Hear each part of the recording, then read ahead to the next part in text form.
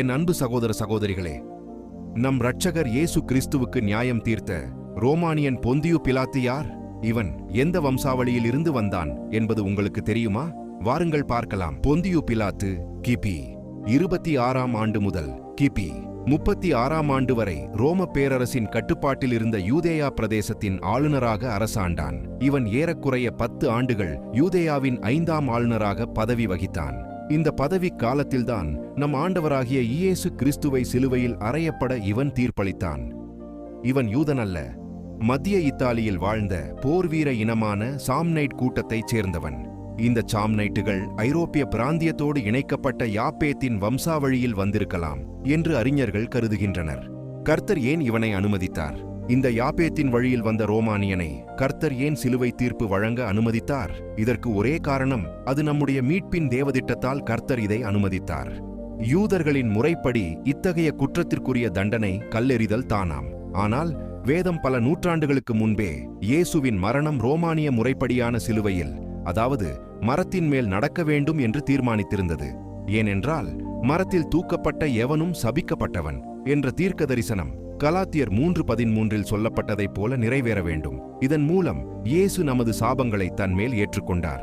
உலகின் பாவங்களை இயேசுவின் மேல் சுமத்துவதற்கு கர்த்தருடைய கரமும் ஆலோசனையும் முன்னதாகவே தீர்மானித்ததை செய்யும்படிக்கு அப்போஸ்தலர் 4:27-28 சொல்லப்பட்டது போல பிலாத்து ஒரு கருவியாக பயன்படுத்தப்பட்டான். பிலாத்துவின் மனைவியின் சொப்பனம். பிலாத்து நியாயம் தீர்க்க அமர்ந்திருந்த போது அவனுடைய மனைவி ஒரு செய்தியை அனுப்பினாள். அந்த நீதிமானுடன் உனக்கு ஒரு சம்பந்தமும் இருக்க வேண்டாம். அவன் நிமித்தம் இன்று ராத்திரி நான் சொப்பனத்தில் மிகவும் பாடு அனுபவித்தேன். மத்தேயு 27:19. இந்த சொப்பனத்தை அனுப்பியது கர்த்தரா அல்லது பிசாசா என்பதில் இருவேறு ஆய்வுக் கருத்துக்கள் உள்ளன. கர்த்தர் அனுப்பினார் என்று சொல்பவர்களின் கருத்து என்னவென்றால், இயேசுவின் நிரபராதித்தன்மையை ரோமானிய அதிகாரிக்கு ஒரு இறுதி எச்சரிக்கையாக அறிவிக்க கர்த்தரே அனுப்பினார் என்று பல அறிஞர்கள் நம்புகிறார்கள். பிசாசு அனுப்பியது என்று சொல்பவர்களின் கருத்து என்னவென்றால், இயேசுவின் மரணம் நிகழ்ந்தால்தான் ரட்சிப்பு நடக்கும் என்று சாத்தான் அறிந்திருந்ததால் ரட்சிப்பை தடுக்கும் நோக்குடன் பயங்கரமான கனவுகளை அனுப்பி எச்சரித்திருக்கலாம் என்று சில இறையியலாளர்கள் கூறுகின்றனர். பெரும்பான்மையோரால் ஏற்கப்பட்ட கருத்து, சொப்பனம் எங்கிருந்து வந்தாலும் அதன் செய்தி தெளிவாக இருந்தது. அந்த நீதிமானை கொல்லாதே.